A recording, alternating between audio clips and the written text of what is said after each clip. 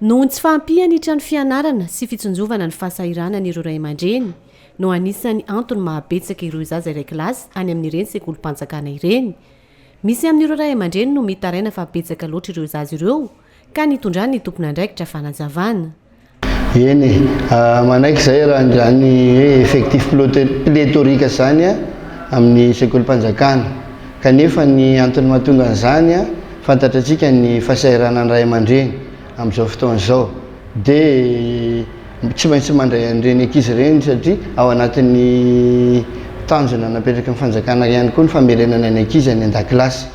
Fa na izany na tsy izany ary efa mandray andraikitra ihany izahay ary miezaka mangataka amin'ny fitondram-panjakana ankehitriny surtout dia mba hanampiana an'izay salle de classe zay mba ahafahana mametraka an'izay norme tokony ho izy hoe mametraka mba tsy ho lasa effectif pléthorique isaky ny établissement tsirairay avy eto an-tampon-tanàna Mahajanga.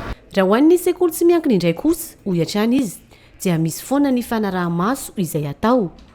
Ny any amin'ny école privée manko zareo amin'ny maha école privée zay ao anatin'ny qualité ny fanabeazana fampianarana ny fametrahana an'izay effectif zay dia zareo manaraka tokony ho izy ny effectif izay zakan'ny salle tsirairay any amin'ny établissement privé. Ny fampitomboana ny efitrano fampianarana hohatrany ity tompona andraikitra ity no vahaolana aingana isorohana izao olana izao ka hanaovany antsoavo amin'ny fitondrana mahefa.